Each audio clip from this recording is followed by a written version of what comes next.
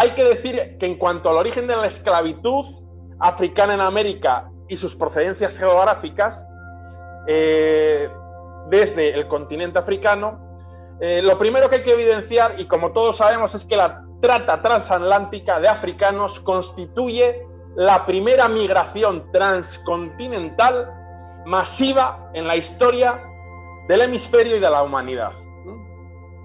Desde el siglo XVI al siglo XIX llegan un total aproximado, porque en función de las fuentes algunas difieren, un total aproximado de 11 millones de seres humanos. Algunos dicen que 11, otros como punto máximo 15, pero ahí estaría la horquilla máxima. Seres humanos que vienen de África, forzados. La historia de la esclavitud africana en América comienza en el Caribe, concretamente en la isla de La Española, que hoy, como saben todos ustedes, comparten la República Dominicana y la República de Haití, dos países diferenciados.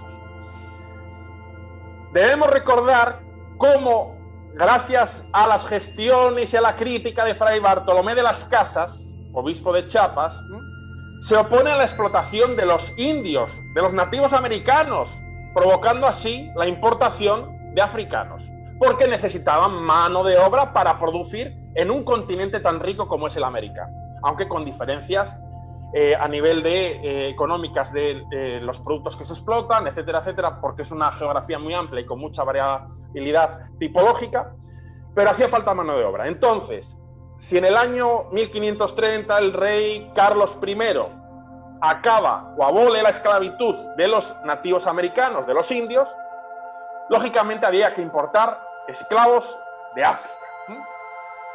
Es justamente África la que tendrá el monopolio en el abastecimiento de la fuerza de trabajo necesaria en calidad de esclavos.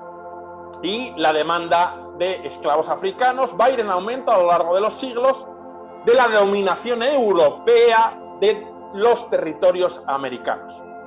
En lo que respecta a los orígenes territoriales o geográficos africanos de los que procedían los esclavos capturados para su tráfico y comercio en América, fueron restringidos. ¿Qué quiero decir con esto? Que las áreas desde las cuales se va a exportar esta mano de obra esclava desde África son muy circunscritos o muy limitados geográficamente. Y los vamos a comentar ahora mismo y les voy a dar datos de estas áreas de origen, ¿no?, que tenemos por las evidencias documentales de los puertos desde los cuales se envía esta mano de obra esclava forzada, muy lamentablemente. Bien, los datos fundamentales, las tablas las van a tener en las actas publicadas, pero voy a lo fundamental para este breve resumen del contenido de mi ponencia. Vemos cómo destaca por encima de todas el área de la costa de Angola, que va a surtir del 40% del volumen total de los esclavos africanos que se envían a América, seguida a cierta distancia del área del Golfo de Benín, que aporta el 20% de todo el contingente humano africano que se envía.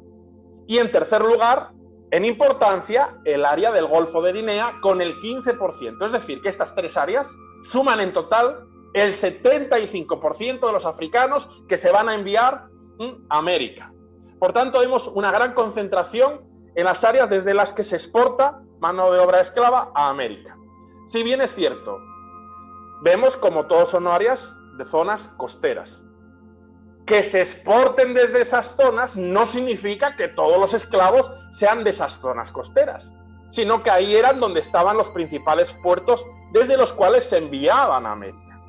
Por tanto, no todos los esclavos africanos que salen de esas zonas, las tres principales zonas que acabo de comentar, junto con otras menores, significa que todos esos esclavos sean de esa zona, sino que podrían ser capturados en otros territorios y traídos a esos lugares para ser exportados. Pero como dato, ¿qué es lo que podemos sujetarnos? Como dato tenemos esta realidad, que estas son las tres grandes focos de exportación desde África a América.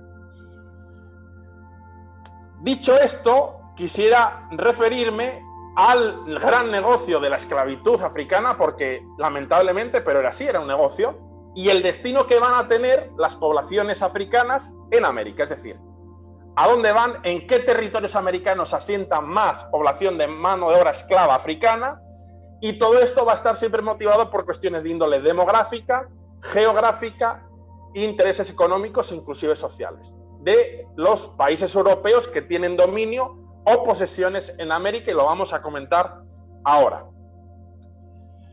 No puede presuponerse, por tanto, que el tráfico de esclavos va a ser igual en un vasto territorio como supone América, un territorio que tiene tanta variabilidad geográfica, climática, tipológica, ¿no? Es un inmenso territorio y que tiene muchas variedades, y también tiene el condicionante de que no todos los territorios están dominados por el mismo país europeo, sino que también hay diferencias desde el punto de vista administrativo y de gestión política, digamos. Por tanto, hay que hacer una serie de distinciones. Así, por ejemplo, en el área del Caribe, en la que yo me encuentro ahora, se precisó de esclavos africanos desde el inicio de la ocupación europea hasta muy entrado el siglo XIX. Aunque incluso en dicha área hay diferencias por países dominantes y características de producción y económicas, como veremos más adelante. No es lo mismo, por ejemplo, el Caribe francés que el Caribe inglés, que el Caribe hispano o castellano, tiene diferencias y las comentaremos. En otros lugares, como por ejemplo México, el Virreinato de la Nueva España, por entonces, o Chile, será a mediados del siglo XVII cuando se produzca el auge de la demanda de esclavos africanos para su uso como mano de obra. En el territorio del Perú, o por entonces el Virreinato del Perú, el auge corresponde más tardíamente ya a las primeras décadas del siglo XVIII, y en Venezuela y Colombia a finales de ese siglo XVIII. La mayor o menor necesidad de mano de obra esclava, y esto hay que destacarlo, en cada región va a depender de factores económicos, demográficos y sociales. Donde se mantenga una economía basada en la explotación de las plantaciones, por ejemplo, de la caña de azúcar, del tabaco, del café, etcétera, etcétera, donde la economía esté fundamentada en las plantaciones, lamentablemente va a haber una gran necesidad de mano de obra esclava, y ello suele producirse paralelamente a áreas donde la población indígena está muy reducida. Por tanto, en los territorios americanos que reúnan estos factores, primero, la economía basada en las grandes plantaciones, como por ejemplo de la caña de azúcar, unido a que hay poca población indígena, va a llevar por extensión a que el sistema esclavista allí se profundice mucho más y se requiera mucha más mano de obra esclava africana. Donde no se formó una masa de mestizos que reemplace por otro lado la labor de los esclavos como mano de obra asalariada, la esclavitud también va a seguir siendo necesaria, inclusive en fechas muy cercanas a las independencias o incluso en periodos posteriores. A ello se debe que el mestizaje, por ejemplo, sea uno de los apoyos fundamentales para el fin del sistema esclavista en el área concretamente de Hispanoamérica.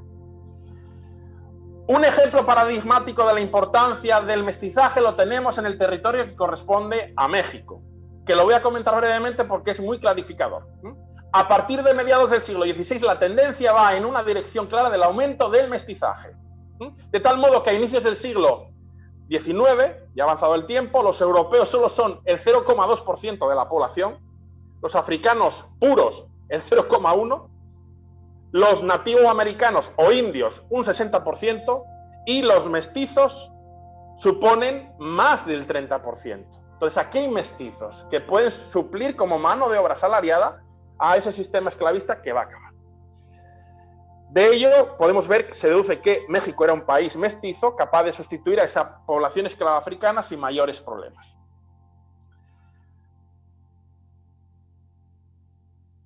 Cuando se producen las guerras de independencia, que se van a secundar en buena parte de los territorios españoles en América, los cargamentos de esclavos dejan de llegar. Estos pueden ser suplidos por el grupo de los mestizos, que se encargarán de sus tareas bajo el régimen, eso sí, asalariado. Quisiera centrarme ahora, por su interés a nivel demográfico y de distribución territorial, en los destinos de ese tráfico humano forzado procedente de África y verán en las actas publicadas una tabla que tiene el número 2 y les voy a sintetizar lo fundamental, destacando en grandes volúmenes y distinguiendo por potencias que dominan el territorio los totales de esa gran contingente poblacional que se va a exportar a América. Como digo, cifras que van desde 11 a 15 millones según las fuentes, los historiadores y los datos consultados. Quisiera decir que en la tabla que yo barajo no llego a los 10 millones, pero no se deba a ningún error ni contradice esta información de los 11 millones aproximadamente, por lo siguiente. La cota cronológica que yo me centro es de 1514 a 1860 y la cota cronológica máxima, que es en la que está en los debates historiográficos y que hablan de esos 11 millones, va de 1509 a 1890. Y recordemos que las últimas décadas, antes del final del tráfico de esclavos, van a ser las más intensas porque aquellos países que necesitan todavía mano de obra esclava van a aprovecharse para comprar mucho. Entonces hace que esas últimas 3 décadas sean de un negocio, de una explotación, exportación de africanos muy grande. Entonces, esa es la pequeña diferencia que lleva a que mis datos estén en un poquito menos de 10 millones y las cifras reales de todo el periodo sean de 11 a 15 millones. Pero no contradice nada. Pero vamos a los porcentajes que sí que nos ayudan a extraer conclusiones. Y vamos a la fundamental. Voy a ir de mayor importancia del volumen de tráfico de esclavos, de importación de esclavos a América, por países a menor importancia. Pero me voy a centrar en los principales puestos. Bien, en primer lugar, los territorios de ultramar de la Corona de Portugal. Bueno, vamos a referirnos aquí. Brasil, es Brasil. Se lleva del total de volumen importado a América de esclavos, daros cuenta, casi el 40%, el 38,4%. Le sigue el Caribe británico con el 26,3%. En tercer lugar, en importancia, el Caribe francés con el 12,1%. Y en cuarto lugar, que en realidad iría por delante, pero ahora explico por qué lo pongo en cuarto lugar, los territorios de ultramar de la Corona de Castilla. O si queremos, para hablar más coloquialmente, España, lo que entenderíamos por España, que tiene un 13,5%. Digo que tendría que ocupar el cuarto lugar en importancia en vez del tercero, aunque sí que es un poco más que el Caribe francés, porque a nivel del territorio, si tenemos en cuenta que el 12,1% del total se lo lleva el Caribe francés, que está muy limitado territorialmente, es una porción de terreno muy chiquitita, realmente la densidad de esclavos es mucho mayor que en todas las posesiones de la Corona de Castilla, que son inmensas. No tenemos que estar pensando solo lo que es el Caribe hispano, pues Puerto Rico, Cuba, la Capitanía General de Santo Domingo, actual República Dominicana, sino todos los vastos territorios del virreinato de Nueva España, del Perú y luego posteriores virreinatos de Nueva Granada, etcétera, etcétera. Son unas grandes extensiones. Por tanto, yo digo que por esta gran extensión yo diría que tendría que ir en cuarto lugar, pero bueno, eso como se quiere interpretar. Y luego, en quinto lugar, iría el Caribe holandés y danés, que se lleva el 5,7% del total. Hay que decir que en lo que respecta a las características de los destinos, comparten tipografía similar en lo que respecta a la topografía, la geografía, el clima y la situación geográfica. Son tierras llanas, tropicales o semitropicales, en las islas o en tierra firme, pero raramente a más de 100 kilómetros de la costa o de la ribera de ríos navegables. ¿Y esto por qué? Pues muy sencillo. Hay existencia de tierras arcillosas donde se puede cultivar la caña de azúcar y otros frutos tropicales con demanda europea, y son zonas donde hay escasez de mano de obra indígena y hay cercanía de puertos. Se produce para enviar, para exportar. Lógicamente, ¿cuándo viene el ferrocarril? Hay que esperar al 1830 para que aparezca el ferrocarril y se pueda entrar más adentro del territorio. Por tanto, hay que estar cerca de la costa para, una vez que se produce, exportar, lógicamente, en barco. Y dentro de estas restricciones geográficas, los destinos tomaron importancia en diferentes periodos y el peso relativo de la presencia africana va a variar entre ellos. Voy a ir refiriéndome a lo fundamental, sintetizando. Debemos tener presente que hasta la tercera década del siglo XVI La mayor parte del tráfico de los esclavos africanos no se dirige a Europa, atención, va en realidad, no se dirige a América, no se dirige a América, sino que se destina a Europa y a algunos de sus dominios europeos en África. Van, por ejemplo, a Madeira, Canarias, Cabo Verde, Portugal y Sevilla. En segundo lugar, los primeros esclavos en América desembarcan en la isla de La Española, como cabría suponer, porque es el primer lugar donde se asienta el dominio de la Corona de Castilla en América. En tercer lugar, las primeras llegadas masivas entraron, no obstante, por los puertos de Cartagena y Veracruz, con destino a las zonas mineras del Perú y México. Durante la segunda mitad del siglo XVI y el primer cuarto del siglo XVII, el virreinato del Perú y el virreinato de Nueva España, lo que sería México, reciben 193.000 esclavos, que es una parte importante del tráfico de esclavos de ese periodo, de finales del 16 a inicios del 17. Pero en cifras totales habría que decir que si vemos del siglo XVI al XIX, este tráfico, que fue muy intenso en este periodo para estos dos territorios, realmente solo supone el 2% del tráfico del volumen total. Por tanto, no sería tanto a nivel global del siglo XVI al XIX. El temprano desarrollo y declive del tráfico en los territorios de ultramar de la Corona de Castilla en tierra firme, es decir, no en las islas, sino en lo que es el continente, se explica en gran parte por la alta porción de personas libres entre la población afrodescendiente hacia finales del periodo del dominio castellano o español. Alrededor del año 1790, la proporción llegaba al 70% en Hispanoamérica. ¿Qué pasa? Que nos lleva a todos a la mente el caso de Cuba, que por la producción de la caña de azúcar muy intensa en lo que es el siglo XIX y en la época final de la esclavitud, pues nos lleva a pensar en que esto lo contradice. Pero me refiero que en el territorio, en el continente americano, en tierra firme que se dice, o se decía, hacia 1790, finales del 18, el 70% de la población era, como digo, libre, liberta, como lo queramos denominar. Dicho esto, hay que decir que antes en los datos vimos como Brasil estaba en primer lugar de la importación de esclavos. Bueno, pues en lo que respecta a la importación de esclavos en Brasil, despuntó décadas después que en Perú y México, a principios del siglo XVII, pero duró más que en cualquier otro destino, hasta bien adentrados el siglo XIX. Hay que recordar que en Brasil es donde el último lugar donde se prohíbe la esclavitud, estamos hablando ya del año 1888. Es el último país en donde se elimina la esclavitud. ¿Y por qué? Porque aún era necesaria la esclavitud para su sistema de producción. En Brasil, la explotación de las minas, sobre todo, no es tanto el sistema de plantación, sino como la explotación de las minas de oro y materiales preciosos, etcétera, lleva a la necesidad de esa mano de obra esclava, muy lamentablemente.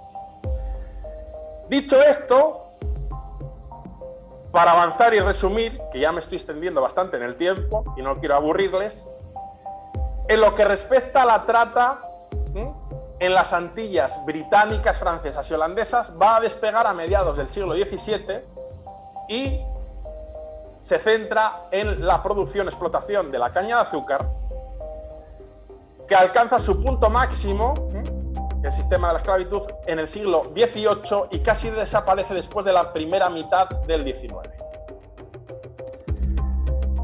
Lo importante es reseñar cómo va a ser el que se reduzca el interés de la producción en la corona inglesa, el que se esté desarrollando en uno de los primeros países en el contexto de la Ilustración, la Revolución Industrial, y el que la corona inglesa junto a otras coronas europeas o países europeos tengan posesiones en África y ya no les interese sacar población porque se están sangrando a sus propios territorios, lleva a que sea uno de los primeros países abanderados en la abolición de la esclavitud. Y se da el caso curioso de que aunque la intensificación en la explotación del sistema esclavista, en el caso de la corona de Castilla, es más bien tenue en comparación con la corona de Inglaterra, con Francia, etcétera, etcétera, es muy intensa en la parte final, sobre todo con Cuba, en la explotación de la caña de azúcar en las últimas décadas de la explotación esclavista en el siglo XIX, y lleva pues a llevar esa imagen de que España estuvo en uno de los primeros lugares. Sí que se explotó, sí que se esclavizó, pero no estaría en los primeros lugares por lo que acabamos de comentar. Y dicho esto, para ir sintetizando, en lo que respecta a las Antillas hispanas, hay un gran contraste, porque la esclavitud en su punto máximo no llegó hasta más o menos en torno al 14% de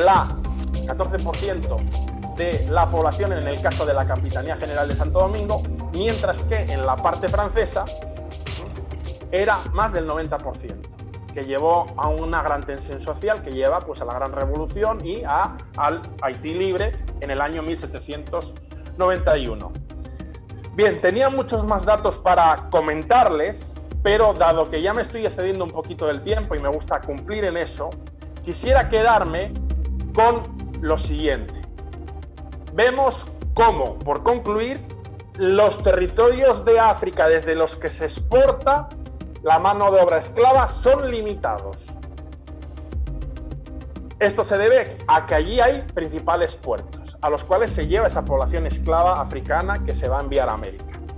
Y vemos, en lo que respecta a América, cómo, en primer lugar, en el volumen total, llegando casi al 40% del volumen, tenemos en primer lugar a Brasil, seguido de Inglaterra, Francia, y en tercer y cuarto lugar tendríamos a la corona española, que sí que es cierto, fue una de las últimas, en concreto en el año 1886, España fue uno de los últimos países en acabar con la esclavitud en América, solo superado por el caso de Brasil en el año 1888.